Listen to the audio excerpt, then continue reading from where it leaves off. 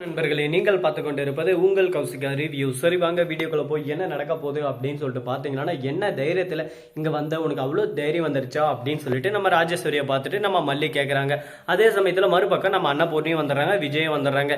இவளுக்கு இங்கே என்ன வேலை அப்படின்னு சொல்லிட்டு கேட்க, ஐயோ நான் இங்கே வரல, உங்கள் பொண்ணு இருக்காளே பொண்ணு மல்லி அவள் தான் இங்கே வர வச்சா, எனக்கு விஜய்க்கும் எந்த சம்மந்தம் இல்லை, விஜய்க்கு எனக்கு சுத்தமாக பிடிக்கல அப்படின்னு சொல்லிட்டு டைவர்ஸ் நோட்டீஸில் அவள் கையெழுத்து போட்டு விஜய்கிட்டையும் கையெழுத்து வாங்கிட்டா. அந்த பேப்பரை என்கிட்ட கொடுத்து வக்கீல் கிட்ட கொடுக்க சொன்னா, அவகிட்ட காசு இல்லையா அப்படின்னு சொல்லிட்டு சொல்றாங்க.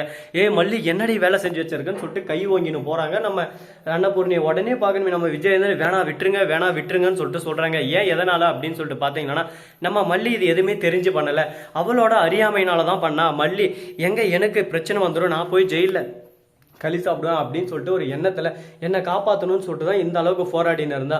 ஆனால் இந்த போராட்டம் யாருக்கும் புரியாது, புரிஞ்சாலும் அது என்ன பண்ணுறது ஏது பண்ணுறதுன்னு சொல்லிட்டு சொல்ல தெரியாது. அதனால் நாம தான் இதை பொறுத்து எந்த முறையில் எடுத்துன்னு போகணும்னு சொல்லிட்டு சொல்கிறாங்க. உடனே நம்ம ராஜேஸ்வரியை பார்த்து ஒழுங்கு முறையாக இந்த வீட்டை விட்டு நீயா வெளியே போயிரு, கழுத்தை பிடிச்சி வெளியே தள்ள வச்சிடாத அப்படின்னு சொல்லிட்டு பேசுகிறாங்க. ரெண்டு பேரும் இதை கேட்டதான் நம்ம ராஜேஸ்வரி ரொம்ப கோவப்படுறாங்க. நீங்கள் யார் என் கழுத்தை பிடிச்சி வெளியே தள்ளுறது, என்னை பார்த்தா எப்படி தெரியுது, விட்டா அடிச்சிருவீங்க போல அப்படி இப்படின்னு சொல்லிட்டு ஒரு பக்கம் எகர்றாங்க. அடிச்சிருவு போலே அவள் அடி இப்போ பார்க்குற எப்படி உழுதுன்னு சொல்லிட்டு அப்படின்னு சொல்லிட்டு ஒரு பக்கம் முறைக்கிறாங்க. என்ன பேசுறது ஏது பேசுறதுன்னு சொல்லிட்டு தெரியாமல் மௌனமே சிறந்ததுன்னு சொல்லிட்டு மௌனத்தோடய ஒரு பக்கம் சமாளிக்கிறாங்க நம்ம மல்லி. இதுக்கப்புறம் நம்ம மல்லி சும்மா விட மாட்டாங்க ராஜேஸ்வரியை.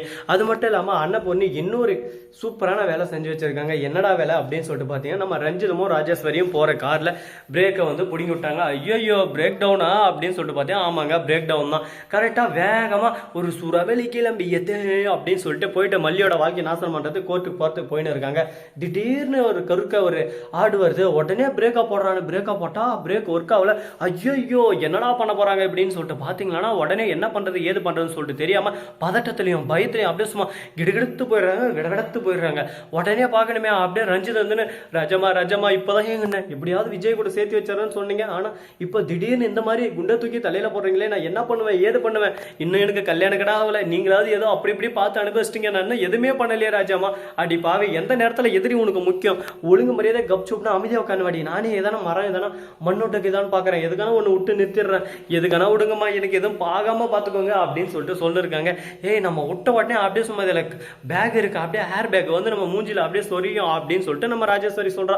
அது உங்களுக்கு வரும், இது ஒரு டுவாக்கூர் காரு, இந்த கார்ல எனக்கு எப்படி வரும், நீங்க தப்பிச்சிருவீங்க, அப்ப நானு அப்படின்னு சொல்லிட்டு கேட்க, நான் தப்பிக்கிறது எங்க படம் படாக்குது, வேணா நீ சைட்ல ஒட்டிக்கோடி அப்படின்னு சொல்லிட்டு காமெடி பண்ணு இருக்காங்க. மறுபக்கம் நம்ம அன்னபூர்ணி இந்த மாதிரி பண்ற விஷயம் எல்லாத்தையும் நம்ம விஜய் கிட்ட சொல்றாங்க. விஜய் சனி இதோட ஒளிஞ்சிட்டோம், தேவையில்லாம குடும்பத்துக்குள்ள நிறைய சிக்கல்களையும் இன்னல்களையும் எப்ப பார்த்தாலும் உருவாக்கினே இருக்கு, அது ஒளிர்தே சந்தோஷம், போனா போட்டு விடுங்க அப்படின்னு சொல்லிட்டு பேசிட்டு இருக்காங்க. இதுக்கப்புறம் இவங்க ரெண்டு பேரும் தொல்லை இருக்காது, சந்தோஷமான ஒரு சீரியலா நம்ம மல்லி தொடர் போகும் அப்படின்னு சொல்லிட்டு நீங்க நினைச்சீங்களா? அதுதான் உங்களோட முட்டாள்தனம். சுவாரஸ்யமே இல்லாம வில்லனே இல்லாத ஒரு சீரியல் எப்படி போகும் நீயே நினைச்சு பாருங்க. ஒரு பக்கம் ரொமான்ஸ், ஒரு பக்கம் ஃபர்ஸ்ட் நைட்டு, இந்த மாதிரி ஒரு பக்கம் கலிஜவே கூட்டு போவாங்க. அதே வில்லன் இருந்தா இது எல்லாத்தையும் ஒரு பக்கம் தடுக்கணும்னு சொல்லிட்டு தடுத்து ரெண்டு பேரும் ஒன்னு சேரவே கூடாதுன்னு சொல்லிட்டு பல விஷயங்கள் ஒரு பக்கம் செய்வாங்க. இதை பார்க்கும்போது நமக்கே ஒரு பக்கம் எப்படா சேருவாங்கன்னு சொல்லிட்டு கண்ணை ரெண்டு அப்படியே சும்மா ஓப்பன் பண்ணி வச்சுன்னா பார்த்துனே இருப்போம்னா பார்த்துக்கோங்களேன். சரி, போனது போச்சு ஆனது ஆச்சு, இதுக்கப்புறம் என்ன பண்ணலாம் ஏது பண்ணலாம் அப்படின்னு சொல்லிட்டு பார்த்தீங்கன்னா, நம்ம வெண்பா குட்டி இருக்காங்களா, அவங்க இருந்துன்னு அன்னபூர்ணி பாட்டி, இன்னைக்கு தான் பாட்டி நீங்கள் சூப்பரான அருமையான ஒரு வேலையை செஞ்சு வச்சிருக்கீங்க, இதனால தான் பாட்டி எனக்கு உங்களை ரொம்ப பிடிக்கும் அப்படின்னு சொல்லிட்டு சொல்லிருக்காங்க. சூப்பர் அப்படின்னு சொல்லிட்டு ரெண்டு பேரும் கை தட்டிடுறாங்க.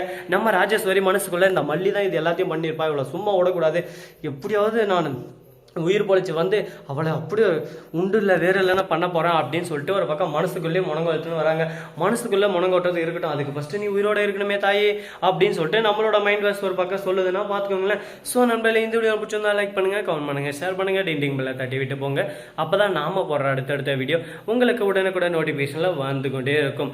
மிக்க நன்றி, தேங்க்ஸ் ஃபார் வாட்சிங், டாடா, see you, நன்றி, வணக்கம், வந்தனம், டாடா, பை பாய்.